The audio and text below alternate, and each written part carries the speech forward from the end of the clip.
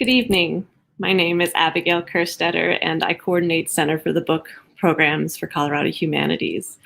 Everything we do at Colorado Humanities is a team effort, and I would particularly like to thank Chris Goff for her continued support of the Book Awards, now as technical producer, our board of directors, and the army of volunteers who selected the finalist books. Although we are online this year instead of snug in the book bar, we can still purchase our books locally through the book bar's website. They are also our co-host for the reading series and will gladly mail them to you. Our sponsors also continue their support. Denver-based Outskirts Press, a longtime sponsor of the Colorado Center for the Book, stands ready to help authors develop, publish, and market their books. Colorado Sun is also providing funding and is featuring weekly Sunlit excerpts and interviews from many of our Colorado authors' books. We want to thank them, the National Endowment for the Humanities, and all of you for being here. Let's all use #CelebrateStory and #Colorado Book Awards as we post about our experiences with the finalists and their work.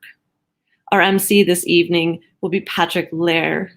Patrick Lair is a Denver-based creative professional and award-winning visual artist pursuing projects related to storytelling. His first publication, Mucumber McGee and the Half-Eaten Hot Dog, out by HarperCollins Children's Books in 2007, was a finalist for the Borders Original Voices Award.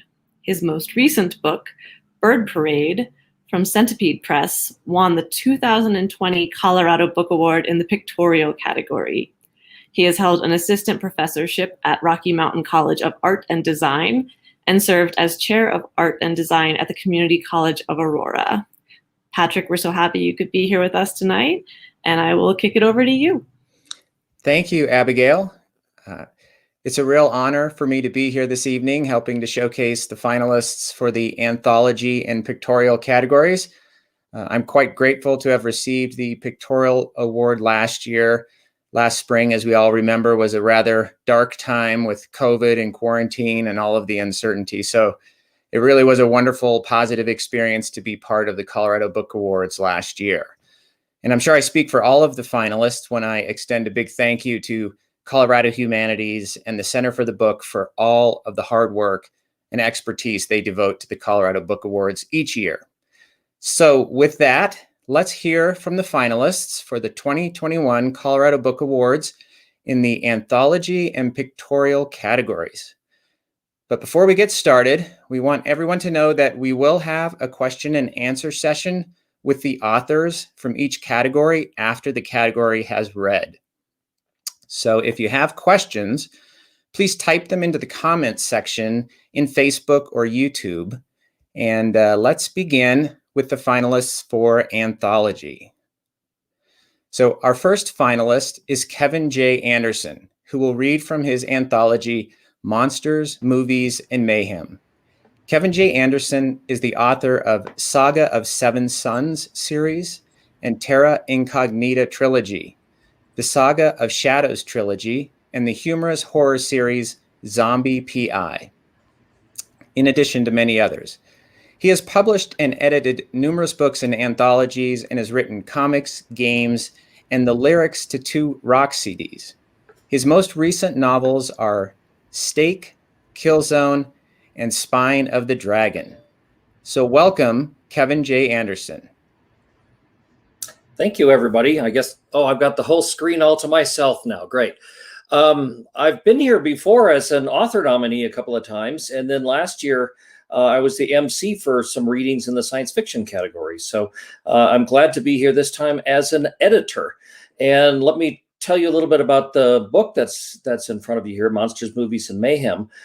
3 years ago, Western Colorado University hired me to create a brand new graduate program in publishing. So I'm the director and the professor in the master's degree in publishing. And we got a full cohort of 9 students the first year. And one of their group project was to put together an original anthology. They had to create it. They came up with the concept. They wrote up the call for stories. We got a grant so we could pay professional rates for all the stories. And we just opened the floodgates. And the students had to read all the slush pile. It was like 350 stories that came in. and they got to write the rejections, and they got to write the acceptance letters, and they worked with the authors to copy edit them, and they designed the cover, and they did the book production, and they did the release and the marketing. And among the stories that came in, we got some submissions from big name authors like Jonathan Mayberry, who is a New York Times bestselling author. He created the TV show V Wars that was on a couple of years ago. We got Fran Wilde, Nebula Award-winning science fiction writer.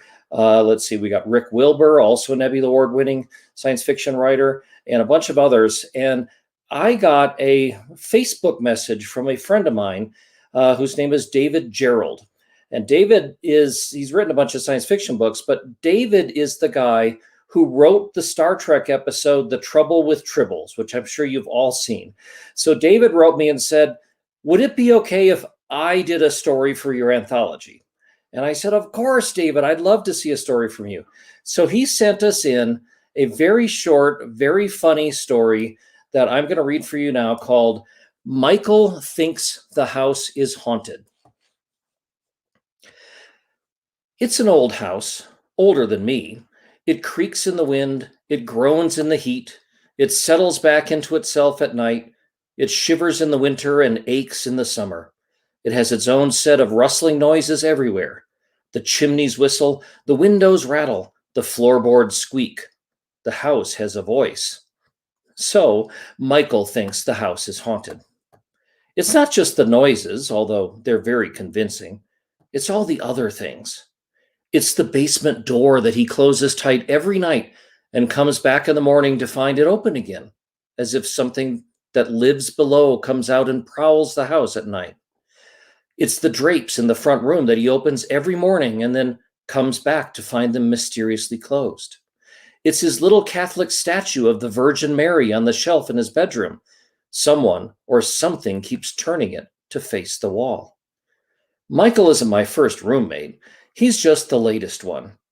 I'm not that easy to live with because I like playing jokes on people. Michael has only been living here a few months. He knows all the stories about the house, of course. The house has a reputation because people like to believe things, so they tell stories. Some of the stories are pretty good. 4 generations of Morrisons lived here and died here. One of the best stories involves a young woman whose lover fell into the well and drowned. She locked herself in the attic and slowly went mad. She chanted all day in a language nobody understood and sometimes scribbled arcane notes and drawings in a thick journal. And of course there was the murder, or maybe it wasn't. Nobody knows for sure. Maybe it was a staged suicide, but that's one of the reasons why it's hard to find renters. Who wants to sleep in a room with a ghost, especially an angry ghost? Sometimes Michael sets up cameras. Sometimes he prowls around with his ghost hunting equipment. He makes videos too, long involved discussions of ectoplasmic concurrences. He has a blog and a podcast and several thousand followers. He's sure he's going to find something. They're sure he's going to find something. Michael is determined to prove the house is haunted. He makes me laugh. Sometimes I follow him around making jokes the whole time about how silly this is and how he's wasting his time. He ignores me, of course. He's so determined to find out who or what is opening doors and closing drapes and turning the Virgin that it's turned into an obsession. He goes from room to room, from attic to basement, from maid's quarters next to the kitchen, all the way upstairs to the far corners of the nursery. I think Michael's silly. He's never going to find any ghosts. I'm the one who opens the basement door and closes the drapes and turns the Virgin Mary to the corner. I do it to tease him. I do it for the joke. I know this house. I know it better than anybody. It's old, yes. It's tired and creaky, but haunted? I don't think so. I've lived here nearly 200 years and I've never seen anything. That's it. Thank you, guys. That's one sample. There's 22 other stories in the anthology, and my students all put it together, and I'm very, very proud of them, and I'm very thankful that we're here tonight with the Colorado Awards, Book Awards. Thanks. Great. Thank you, Kevin. That was terrific. Our next finalists are Rachel Delaney Craft and Natasha Watts, who will read from their co-editing anthology, Wild, Uncivilized Tales from Rocky Mountain Fiction Writers. Engineer by day and writer by night, Rachel Delaney Craft writes middle grade, young adult, and speculative fiction. Her work has appeared or is forthcoming in the children's publications Cricket, Ask, and Young Explorer's Adventure Guide, as well as RMFW's award-winning anthology, Found. Natasha Watts is a writer, audio producer, and teacher. Motherhood keeps her curious and attentive to detail, traits that have served her well as a writer of science fiction. Welcome, Rachel and Natasha. Thank you, Patrick. Hi. Yeah, thanks for being here, everybody. I just want to apologize in advance. I'm in quarantine in my in-laws cabin, and you can probably hear Elsa singing in the background because my kids are occupying my children. So there aren't any doors here. But yeah, so I'll keep my little part brief. I just want to kind of introduce you to the anthology and how we made it. So yeah, I'm Natasha. Rachel and I got together in 2018 to become the co-editors of Rocky Mountain Fiction Writers 2020 anthology. They do it every 2 years. And we decided on this theme of wildness and got a ton of really good stories and really enjoyed putting together the set of stories where there's a lot of variety in genre, in the tone. Some of them are bleak and dark and some of them are funny, but they all are cohesive in this theme. It was really interesting because obviously, like everyone else who's published a book during 2020, especially the ones that happened after March, there was this new challenge with the pandemic, but we're really proud of this book that we put out and the response that we got, the people who supported us. We even had a story written back in 2018 that was about a pandemic that was kind of prescient. That's featured in this, called Remediation, which has kind of taken on new meaning to everybody who reads it now. It's really interesting, but we're really honored to be recognized by Colorado Book Awards. I'm super proud of our authors and all their hard work they did in submitting and editing and publicizing this book. And yeah, I'll let Rachel take it away. Okay, cool. Thanks, Tasha. I just have a quick selection to read from one of our stories called Green-Eyed Monster by Karis Jones. It's one of the few stories in Wild that is contemporary rather than speculative, and it actually was recently selected to be published in the 2021 Best American Mystery and Suspense Stories, which is pretty exciting. So we're particularly proud of this one, and it has a really catchy opening, so I thought I'd read this one for you. You think I killed my wife because I was jealous? Not at all, officers. First of all, if you'll forgive the correction, the word you want is envious, not jealous. Envy is the desire for something that belongs to someone else. Jealousy is the fear of losing something that belongs to you. I wasn't jealous of the great Martina Riebeck. I was envious of her. And wouldn't you be if your wife were up for a Nobel Prize in physics while you were still struggling for tenure? But that isn't why she's lying upstairs waiting for your forensics team to get here. What happened tonight had nothing to do with our lopsided careers at MIT. It all started with that tennis ball. Right, the yellow Dunlop that's floating in the bathtub. Yeah, I know it's a strange thing to find. Yes, I realize it wasn't the only thing floating in the tub. I'm sure the ball is dead too, and believe me, the poor thing deserves a proper burial. On your walk through, maybe the two of you noticed the string dangling from the ceiling of our garage? That tennis ball spent 9 years at the end of it, just waiting for me to come home every night. It was like a faithful dog that always greets you in the same place. And except for tonight, I always met my fuzzy buddy in precisely the same spot, even the nights I drove home a bit hammered. I'd turn the car into the garage, smooth as oil, ball hits the red dot on the windshield, bam, mission accomplished. But when I pulled in tonight, I was dead sober and dead tired, and damn sick of jumping through hoops. Did I mention that Martina was something of a control freak? You've seen her name in the news, so you know she was smart, but all that extra neural circuitry comes with a price. Of course, I didn't know that when I met her. I was too blown away by her visions and ideas. Caught up in her brilliance, I could feel the walls of reality getting thinner and more transparent until it seemed that anything was possible. Now, maybe I look like any Joe Schmo standing handcuffed in his kitchen talking to the police, but I've been a neurobiologist for 20 years, and I can tell you that when one part of the brain is overdeveloped, it asphyxiates some other part. In my wife's case, the part that got squeezed was her ability to let the world turn on its own. From the day I met her, she was the twitchiest person I ever saw, always wanting to fix, change, or control something. I didn't realize how deep her compulsions ran until we'd been married about a week, and I found Martina on a stepladder hanging that tennis ball from the ceiling of our garage. Why? Because I wasn't parking the car in quite the right place. Sometimes it's too far to the left, she explained, and I can't get to the recycling bin. And sometimes it's too far forward and I have to go around the back of the car just to get in the house. I gave her a look that said, "You can't be serious," but Martina only shrugged as she uncapped a tube of paint. "I know it looks a little weird," she admitted, "but it'll make things so much easier."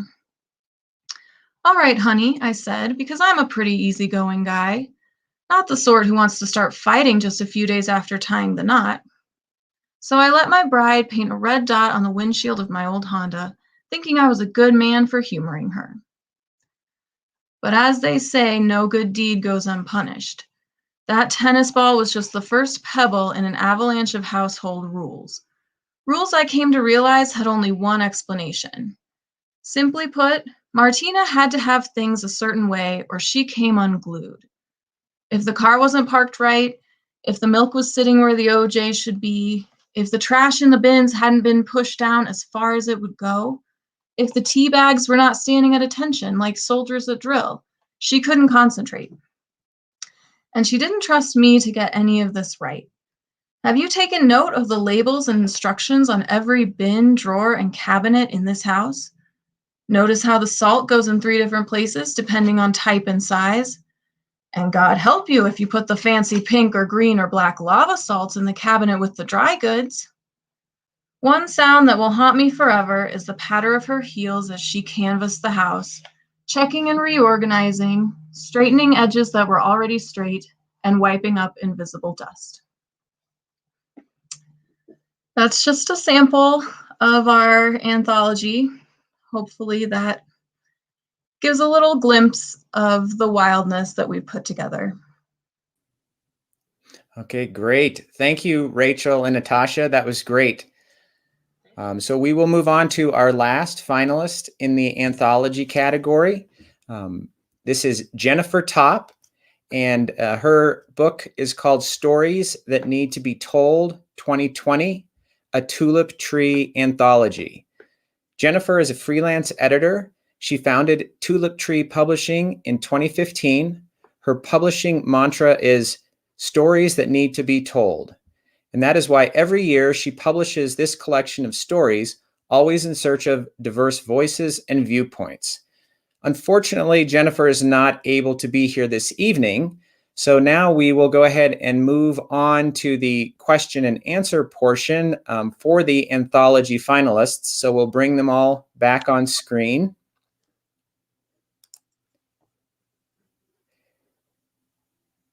And everybody's back. All right.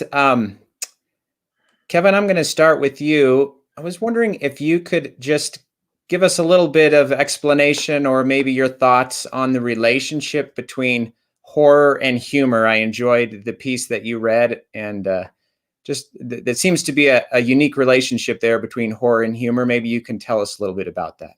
Oh, I've actually done a lot myself. You mentioned in the bio intro, I've got a whole series called Dan Shamble's Zombie PI, which is sort of like The Naked Gun, only with vampires and mummies and werewolves and everything. I think that horror can be so edgy and visceral, but sometimes you kind of need the the spoonful of sugar with some humor and added twist to go through it.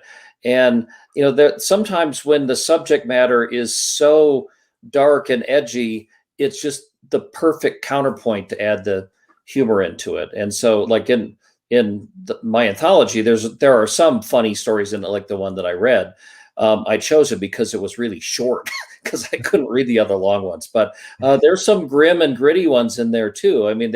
We've watched every season of The Walking Dead, and boy, that gets heavy sometimes. And sometimes you want to just throw a pie in the face of one of those zombies and just laugh at it. So yeah, great. Well, thank you. And Natasha and Rachel, I thought I'd ask you, were there any trends or surprises that you encountered in putting together your anthology? Good question. I feel like we got a lot of speculative, right? I think Rachel and I are both, I write science fiction and she writes a lot of things, a lot of fantasy, right? And Yeah, mostly speculative. And so I think the people who submitted were kind of drawn to that as well. And obviously, you look at the cover, like the theme, got a lot of that. We got a couple that were like, there was two that were pretty similar. That was kind of funny. Yeah, we definitely saw a lot of speculative, and just in general across all the genres, I feel like there was a lot of darkness. Like what Kevin mentioned, sometimes it got a little too heavy, where like some stories felt like they needed a little bit of lightness or humor, or a not necessarily happy ending, but a slightly uplifting ending or hopeful ending. So I think there were some that we ended up not selecting because they were just so heavy. And also, even the ones we did select that were heavy had a nice balance with some of the lighter elements, the humor. And then we also tried to mix those in with some more hopeful or lighter stories to give it a balance. Yeah, I thought you could even see, like, on the cover, we wanted to find both the light and the dark sides as well. Yeah. Kevin, you get kind of tired of just this really dark, heavy stuff all the time. I like the darkness, but there were times when Tasha was like, there doesn't need to be a murder in every story. Yeah, we even had author Rick Duffy, who got a story in there. He submitted two stories. One was really dark, gruesome. I loved it. It was my favorite of the two. But we selected Castles in the Sky because it has this kind of redemption arc, and so that just kind of goes to show that, like, the people who can write stuff that's maybe a little outside of of what everyone else is writing, they can kind of have a leg up when they're submitting to these kind of things. Yeah. All right.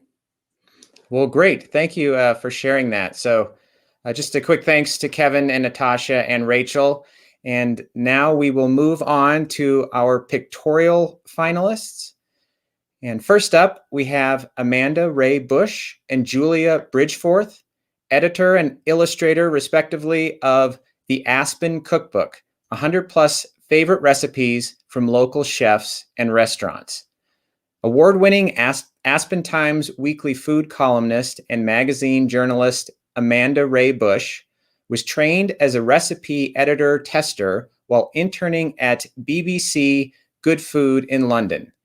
She served as senior editor of Berkshire Living magazine, copy editor of Culture, The Word on Cheese, and contributing editor to Aspen Sojourner. The Aspen Cookbook is her first cookbook. Julia Bridgforth learned the importance of food in community creation and empowerment while studying food systems in Tanzania, Guatemala, and the US during her master's program at Vanderbilt University. An illustrator and designer for play and public relations professional for work, Julia strives to use the power of story and the industry of food to enact good.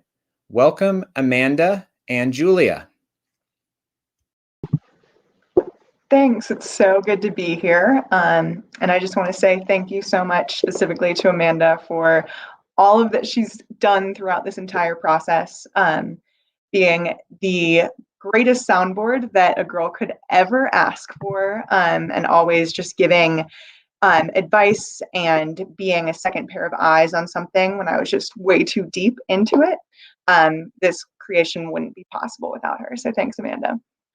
Also collaborative effort in terms of just an entire team of lady bosses. Maria, Alexandra, Kiki, and Raleigh also really pulled some weight in the creation of this book. And it was just an awesome team and awesome effort on everyone's part. I'm going to just like to talk through the process. First talking about the general look and feel that I was able to create, then going over our inspiration for the cover design, and then wrapping up with the most fun part, which was the watercolor illustrations. So for the general feel, I made a few mood boards that I floated across the team. The one that we ended up selecting was called, I think, Grapefruit Mocktail. And so it was just very vibrant, fresh, and had this kind of just fun look and feel to it. So I used that mood board to influence the rest of the creative process. For the cover, it was specifically designed to create a nostalgia and love of Aspen rather than being a traditional cookbook cover. So we wanted it to be more of a art piece rather than just a book. Specifically, the inspiration for the cover was what would I want in a like mudroom foyer in my Aspen apartment type of thing. Just like wallpaper, beautiful, elegant, and fun. So that's what we landed on for the cover. And it has some detailed illustration. We wanted great lines and also some extra love and care. So we hope that that came across in the cover design. And then finally, just talking a little bit about our watercolor illustrations. My favorite medium is watercolor, but during the quarantine, when this entire process was taking place, it would have been an absolute nightmare, if not impossible, to do hand watercolor illustrations and get them scanned and ready for layout. So we opted with the app Procreate, and I just found a few brushes digitally that were able to give the look and feel of a watercolor. I do want to show two illustrations. The first being the centerfold. This is a charcuterie board.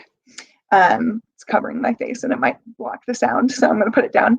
But that was one of my favorite illustrations. It was the cover page, the centerfold, so we were able to have a lot of fun. Amanda and I worked back and forth on this probably the most. And I was able to hand illustrate all of the items that go on to a charcuterie, and it just is really fun and something that I would really want printed in my kitchen on the wall. Thanks, Amanda.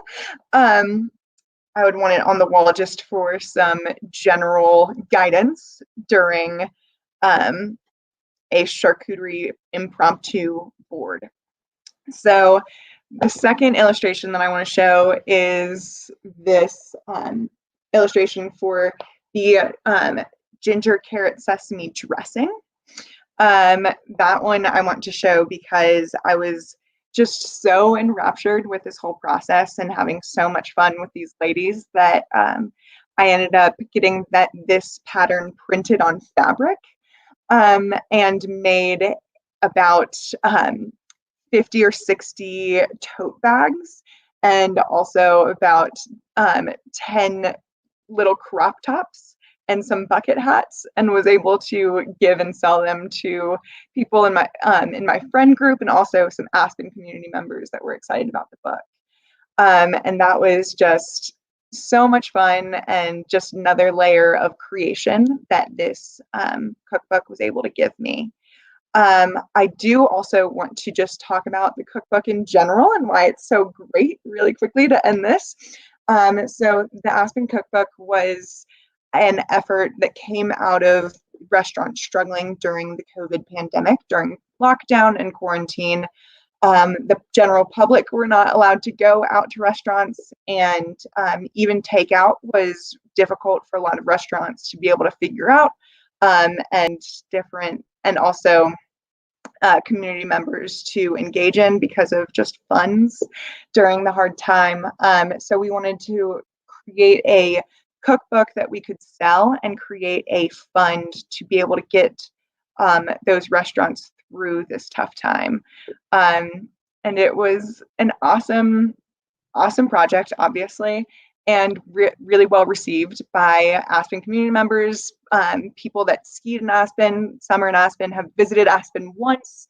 It was just really well received by everyone that came across it, and such a awesome thing to be part of. Amanda, do you have any other thoughts there? You're on mute.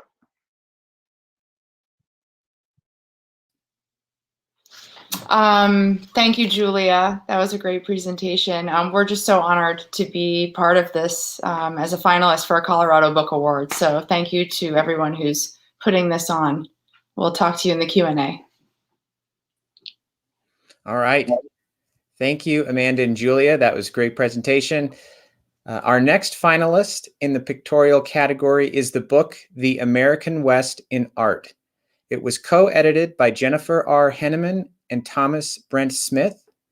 Thomas Brent Smith is the director of the Petrie Institute of Western American Art and curator of Western American art at the Denver Art Museum. His many curated shows include the groundbreaking The American West in Bronze, that was 2013, that was with the Metropolitan Museum of Art, and The Western, an Epic in Art and Film, 2017, and that was with the Montreal Museum of Fine Art. And Jennifer R. Henneman, or JR, is a PhD, and she is the Associate Curator of Western American Art at the Denver Art Museum. She co-curated Backstory, Western American Art in Context, in collaboration with History Colorado, as well as Natural Forces, Winslow Homer and Frederick Remington in 2020. Please welcome Jennifer and Thomas. Actually, tonight you just get me, but Thomas, I know you're watching, so big wave to Thomas, co-editor and co-author. It is my pleasure to present this evening the most recent publication by the Petrie Institute of Western American Art at the Denver Art Museum, where I serve as associate curator, titled The American West in Art. This book is comprised of over 160 images of artworks from the Western American art collection. It features 25 short essays that focus on specific artists and artworks, as well as on broader themes and contexts relevant to the American West. I am one of 5 authors who contributed to this book. Director and curator Thomas Brent Smith, of course, as well as our teaching specialist Molly Madakovich also contributed. Historian Dan Flores wrote a prologue, and art historian Erica Doss wrote an epilogue. And tonight it is my pleasure to read for you my short essay on American scene painting of the 1920s, 30s, and 40s. Frank Mayshow grew up on the western slope of the Colorado Rockies, and as a young man traveled to Chicago and New York to work and study. During the early 1930s, he lived in Paris, where his wife Paula's full-time job supported them while he exhibited Cubist and Surrealist-inspired paintings. By 1932, however, he had become convinced that, quote, if there was to be painting in America in the future, it could not be done at long distance, unquote. He and his family moved back to Colorado so he could, in his words, saturate my mind with the rich material of landscape, rodeos, and horses. Rodeo Pickup Man, which you see here, exhibited shortly after his return, demonstrates his commitment to the themes of the West. The boldly outlined forms and blocks of rich color reflect his primary influences abroad, namely the 15th century frescoes of Piera della Francesca, Persian miniatures, and Chinese and Japanese prints and paintings. Meisho was one of many American artists who trained abroad during the early 1900s, but who ultimately turned their attention to the specificities of America's diverse geographic regions and cultures. Over the course of the 1920s and 30s, these artists painted depictions of everyday life, including the plight of the poor, the labor of farm workers, and the machine landscapes of an industrial age, using the modern techniques then in style.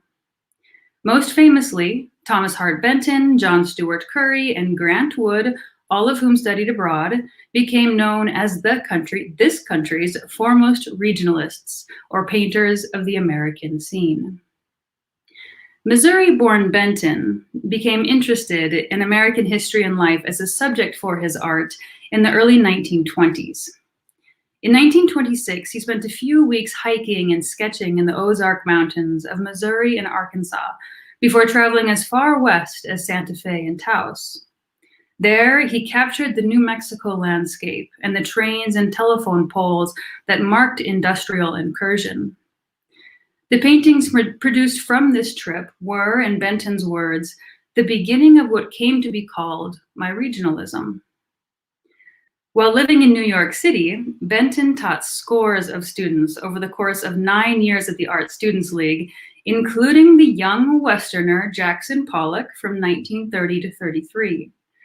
Pollock's early work reflects the influence of his teacher's regional subjects and flowing organic style.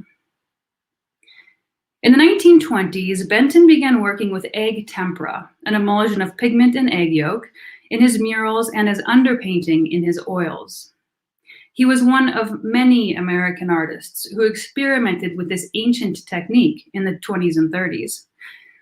Because it dries quickly, egg tempera is a challenging and unforgiving medium, though if done correctly, it is quite durable and produces luminous colors.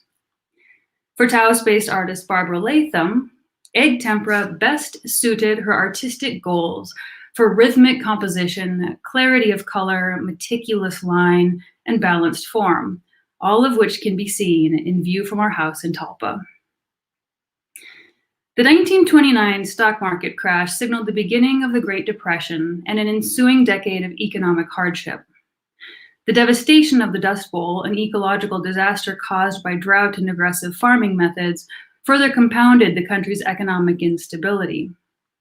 Some artists focused on farmers' continued efforts to work the land, as Hans Skola did in Colorado Farm. Others depicted the harsh realities of those who could no longer make a living from destroyed land. For example, in Joe Jones's Departure, a man strides past rickety, unused mailboxes, leaning in a landscape of rippled dust. By raising the horizon line of this bleak landscape to the top edge of the vertical painting, Jones emphasizes this land's overwhelming desolation. The government of President Franklin D. Roosevelt attempted to assuage the economic devastation of the 1930s through the New Deal, a series of programs, public works projects, financial reforms, and regulations.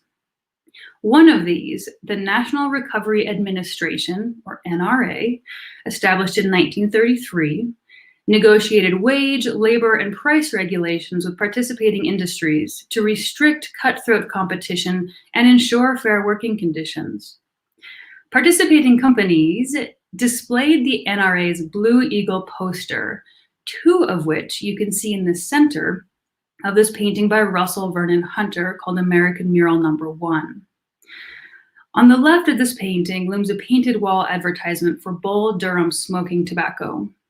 Such attention-grabbing murals would have been placed in regularly trafficked areas, though here it is a flaking ruin in an unnervingly quiet industrial landscape, an antiquated sign of a more prosperous past. Thank you very much. All right, that was terrific, Jennifer. Thank you. Our last reader for this evening is Deborah Martinez Martinez, joined by illustrator Robert W. Pacheco, reading from Chicana Activists of Colorado, Powerful Women, Paper Dolls, and Their Stories. As a reminder, we will have a question and answer session with all of our pictorial finalists after Deborah's reading. Deborah earned a PhD in educational leadership in 2001 while serving the community. After 18 years at Colorado State University at Pueblo, she was a historical interpreter at El Pueblo History Museum, conducting natural dye workshops throughout Colorado and New Mexico. She and her partner, Robert Pacheco, have published 11 books, including Trade on the Taos Mountain Trail, a Colorado Book Awards finalist. Welcome, Deborah. Thank you so much, Patrick. It's wonderful to be here. I'm so excited. I keep getting emails from people all over saying congratulations on your finalist status for this book. And it's so much about the book, not about me as an editor and writer for this book. You know, I wrote this book because we really need to understand that people are activists and what they do and where they go with it. But it doesn't mean they're not other things. Although most activists can cite a crisis event that set them on the trail of being an activist, a lot of these women that I worked with were moms and grandmothers and daughters. And they were just following the role models of their mothers and their grandmothers, their mothers and their grandmothers. And in other words, they're the Adelitas of their generation. Did you know that Adelita means winged? That's the translation for Adelita, the name. And a lot of these women were winged because they went from deciding how to handle a police brutality issue to going home and making plans for dinner and getting to another meeting on time after that. They definitely were winged. And these are the women that help our communities so much. Many times their names are not even remembered. Some women just call themselves, and this was the hardest part about doing a book about a group of women, is a group of Latinx women, is that they call themselves homemakers. I'm a stay-at-home mom. Believe me, none of these women stayed home. They were at meetings. They were conducting research. They were an army of activistas that made change in our communities over the last 10, 20 years. I could have gone back and done the older women, the women who have passed, but I wanted to do and show you some of the women who are alive and show you some of their techniques and methods. This is just a very brief story about the women and what they've done so far. Some of them are still living and still going. And as moms, they live their ideals and they teach the concept to their kids. And you educate a mom, you educate a family. Humility is one of the core values of Chicanas or Latinas. And many of our Chicanas, they don't say, I did this. They would not tell me, I put this together, I did this. Other people would say that of them. But they say, we did this as a group, as a family, as a community. And their stories are potent. Their stories motivate and they guide. And what I've done here is made a portfolio. And inside the portfolio is 38 pages that tell the stories of these women, including a stand-up podium. You can put together a little podium and stand it up and then put your paper doll behind it with her gavel. and have her run the meeting. Their stories help us collect clues from their lives about how to navigate our own. There's many women who never used the word Chicana, but they knew that they were first Mexican, Spanish, India, Chicana, and they achieved distinction in their own communities. They provided leadership and modeled activism against sexism and racism. There were women who fought for their place in the American system and thereby laid the pathway for the rest of us. We honor these women, their families, and their communities. And we're proud to be here tonight representing this group of women. And as we went about promoting the book, we found so many other women who were very, very deserving, women who had been the captain of their food pantry for 30 years. Who volunteers for 30 years? One of our women who has just passed is Rita Martinez. And she started out with several police brutality issues where members of the community whose family members had been brutalized by police didn't know how to make a complaint to make it visible that their person had been actually abused instead of just a regular old police action. So she did a lot. She campaigned also for getting rid of Columbus Day for 30 years. I don't know that I could stand there and do that same thing for 30 years, and was before the state legislature in hearings for 30 years. She has recently passed because of the COVID. We miss her, we miss others. Many of these women are still living and still carrying on with their activism. So I wanted to make activism more accessible, a word that we use more for women who are just wonderful, powerful, and amazing. And this book sold out the first 100 days. Within the first 100 days, the first printing, we went to a second printing. We are still in the portfolio design though, which is an art portfolio with a lithograph cover, and then the pages are individual pages, unbound. They are unbound, stacked within the portfolio because these women are unbound. So thank you for letting me be here to talk about my favorite thing. All right. Thank you, Deborah, for sharing those insights about your book. And thank you to all of our authors for such wonderful work. Now we'll take some questions for our pictorial finalists. So let's bring all our finalists back on screen for one last round of questions. All right. Welcome, everybody. I'm just going to direct a few questions randomly to some folks. I'll start with Amanda Rae Busch. What was your favorite recipe to make and maybe even to eat from your cookbook? Well, it's funny that you asked me that question because that's exactly what I address in my editor's note.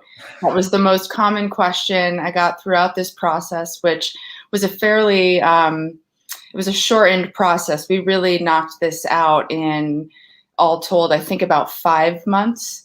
So I did test almost all of the recipes, or had someone else test the other recipes. And to me, this was really about comfort food. And so we have one dish that a tikka masala curry by a chef who works in a local establishment called Aspen Public House. And he has a really interesting backstory coming from Trinidad and Tobago. His father is from India. So he's blending these cultures into his spice mix. So learning about his personal story and being able to incorporate that into the cookbook was just such a special thing to share that with the community. So great. Well, thank you for sharing that. Yeah. Next question will be for Julia Bridgforth. How did you decide which dishes to photograph, and which to render artistically? Yes, this is a relatively easy question to ask because answer because we had a interesting process where we were entrusting the chefs with photographing their meals, and this was in the actual lockdown period of time. So a lot of chefs weren't able to go to their actual kitchens and did not have access to professional photographers. So if a dish was unable to be photographed, I would draw it. Or if the photograph was not high enough resolution, I would draw it. Or if I was just obsessed with the ingredients and really wanted to draw a red onion and some kale, I would draw it. So yes, thank you for asking the question. Yes. Okay. No, that's interesting. Thank you. So the next question is for Deborah. I love the paper doll concept and interactive design of your book. And I was wondering, did you have the idea to present these stories with dolls from the very beginning? And I guess maybe a follow-up would be, did you consider how doing that, using the dolls, might affect or influence your target audience, maybe even the style of storytelling? Stories, paper doll books have always conveyed a lot of information.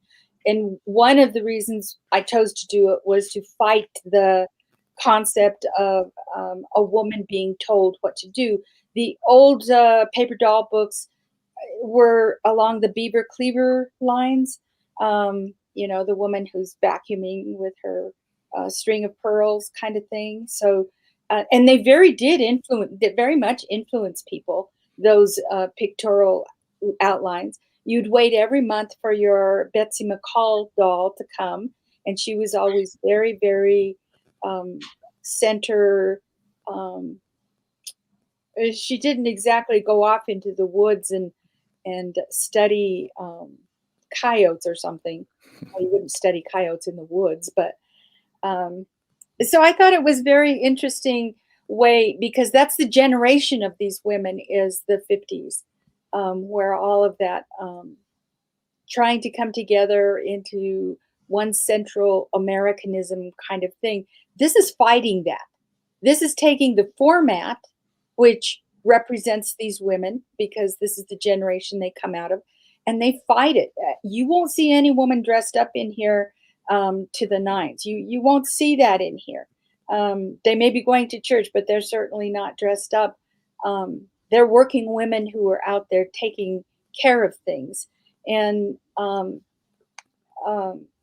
that's why we chose the format of the book. It took the illustrator a while. He has never played with paper doll books, as you can imagine, as a man. He's never played with paper doll books, so he didn't and as he's not an educator, so he didn't recognize the power that education comes from a pictorial. The book has been mostly purchased by adults, and the writing of it is written. The biography of it is written for adults. The fact that they're paper dolls is just a fun part that goes along with it. Gives us another way to illustrate someone who's really working hard. And the instead of having clothes, these ladies have tools. For example,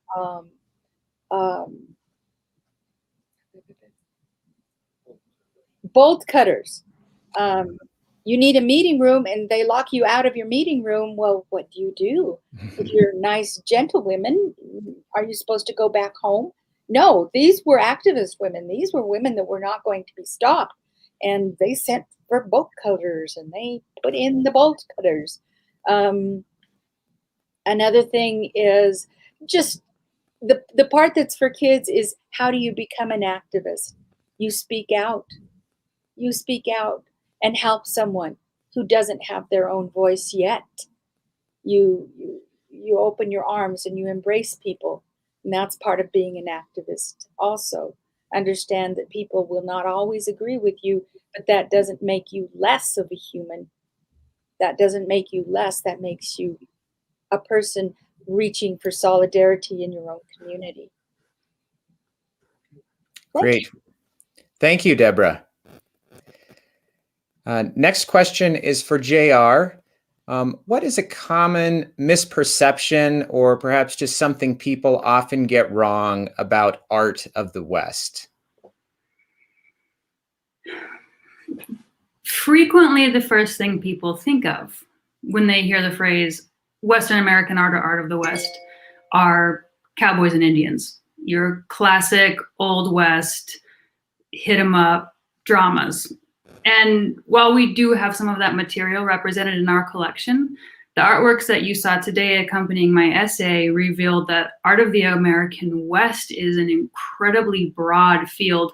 And at the Petrie Institute, we define it quite broadly. We define it as any artwork that is somehow about the American West. And next, you must define the American West. And we believe that the West is not just a place.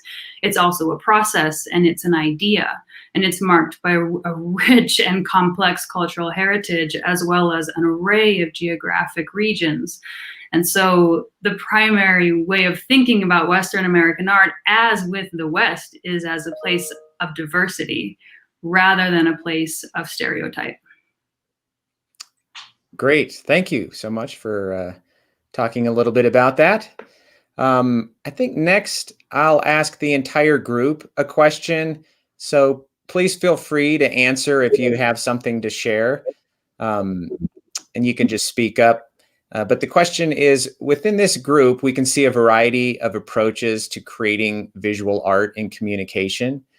And I'd love to hear about everyone's process behind these books, either with design or research, or maybe collaboration or just general organization. So if you feel like you have something to share, please just chime in.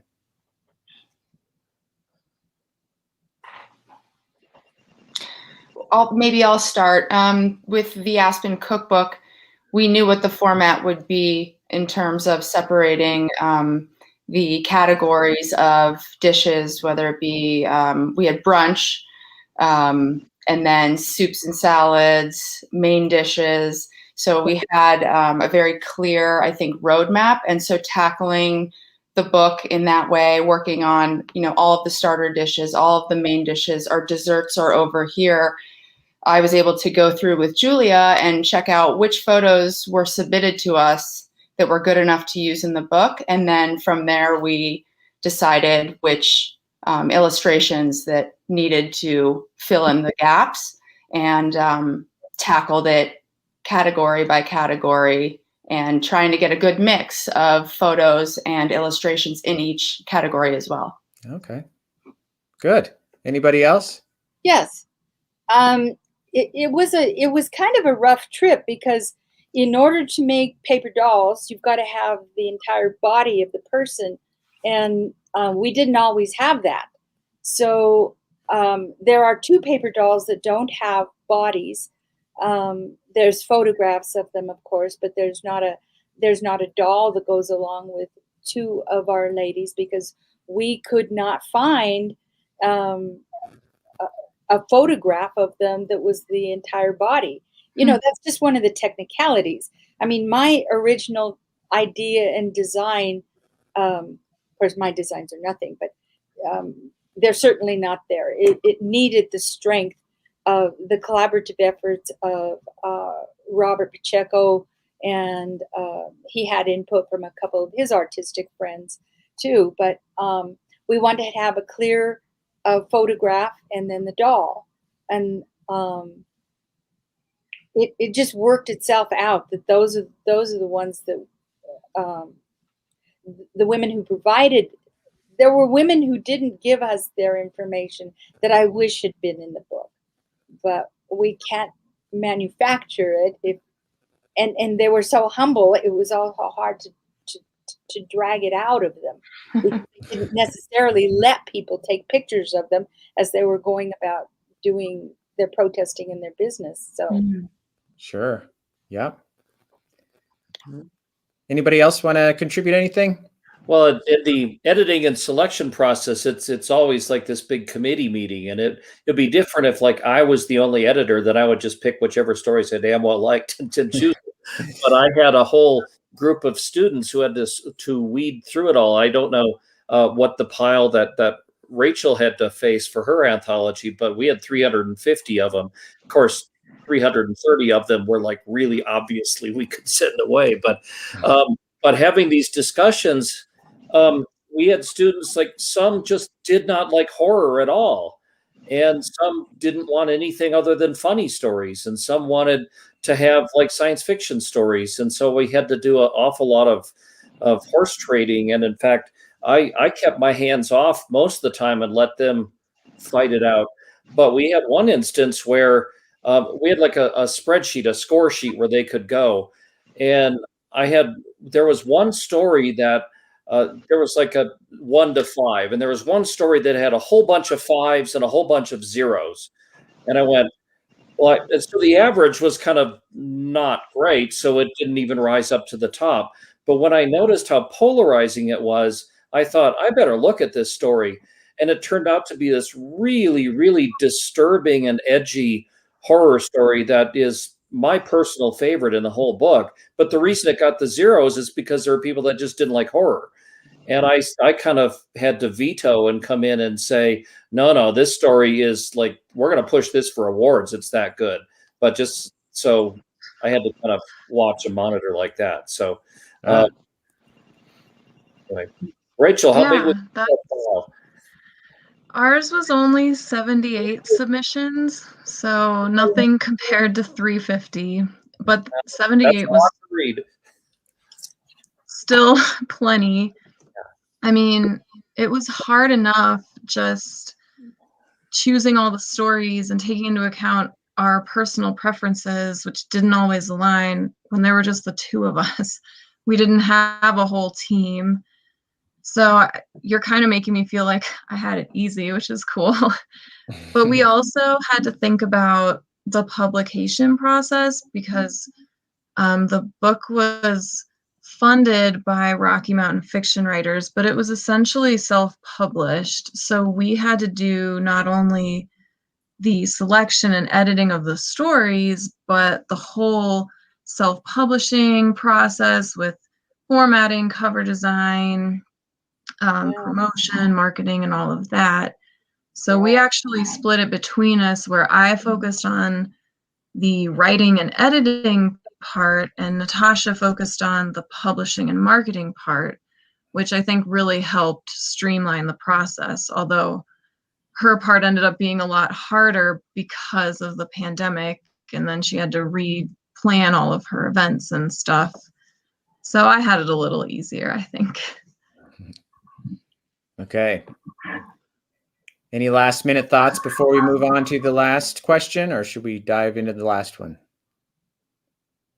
All right. So this question is one our Colorado readers often ask our finalists.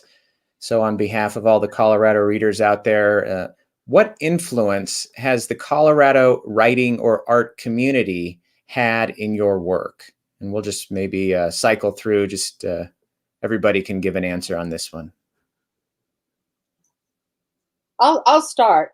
My background is in news, journalism, and it's served me well, but I've never actually, I've been employed with an independent newspaper, but not with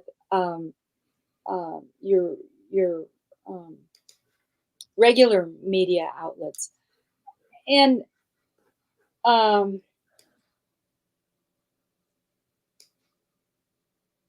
gee, I'm sorry, I lost my train of thought. Oh, went away. Chug, that's chug. okay. Well, you can think about it, and it'll come back to you if we want to move on to someone else. Thank you.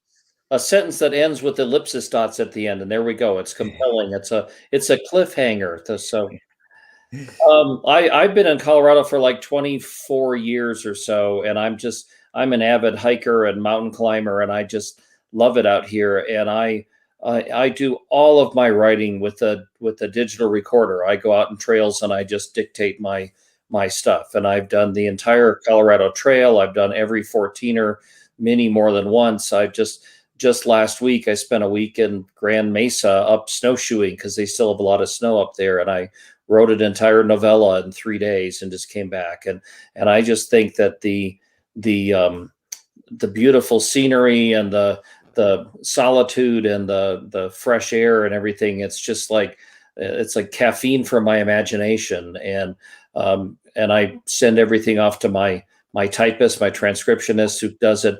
She could always tell when I'm climbing a mountain and dictating. She says it's like she's transcribing an obscene phone call because I'm panting so much. But just, I've put so many miles on the trails in Colorado, and it has just had such an influence on all of my writing and my imagination that this is, I mean, forget Lord of the Rings and Middle Earth, just come to Colorado. Very good. I remember what I was going to say real fast. Yes, Deborah. Because my background was in journalism, I needed a way to come out of that. When I retired, I joined a Society of Children's Book Writers and Illustrators here in Colorado, and that group of people was my critique group, and attended conferences, wonderful conferences, Pikes Peak writers. I mean, they were a wonderful community, and that's one of the best conferences in the United States, I understand, because they offer so much. So I'm grateful for that community here in Colorado. Great, And thank I'll you. offer the opposite perspective of Kevin, having just been a very recent transplant to Colorado in the past year. I have been very blessed, even throughout the pandemic, to be able to create a lot of great connections within the art and literary world here. I'm also part of that society for children's book illustrators and authors, so shout out.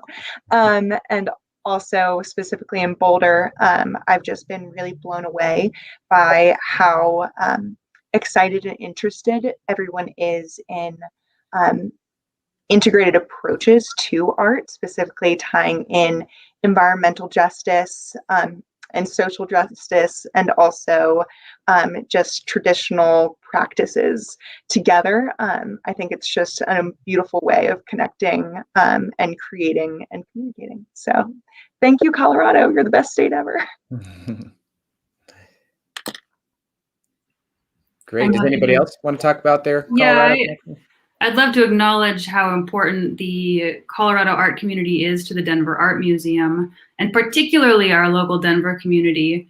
We are one of a number of cultural and science institutions who receive funding for our operations from a voter-approved tax, which says so much about the priorities of this city and this region.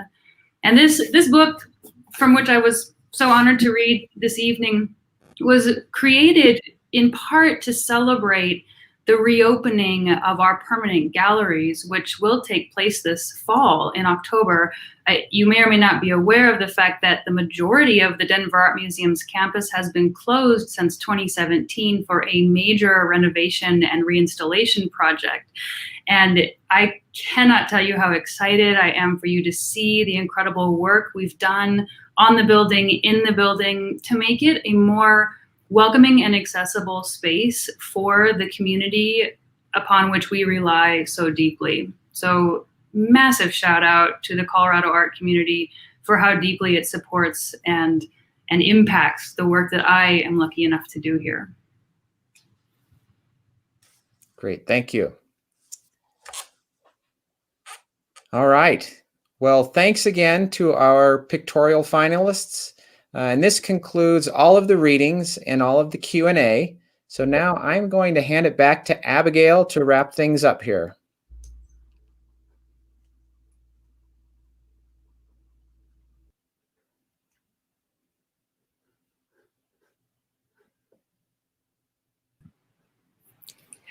Thank you, Patrick, and thank you to all of our finalists. What a wonderful evening of presentations. I was especially excited to hear all of the backstories and some of the behind the scenes work and thought that went into these projects. Thanks to those of you who joined us for staying in and logging on. We'd love to hear what you thought about today's program in the chat or in an email to info@coloradohumanities.org. Suggestions are always welcome. And again, thank you to Outskirts Press and Colorado Sun. If you reach out to them for services or support, please do let them know you're there because they support the Colorado Center for the Book. And please support local businesses by ordering books from the Book Bar. We will have 2 finalist readings next week.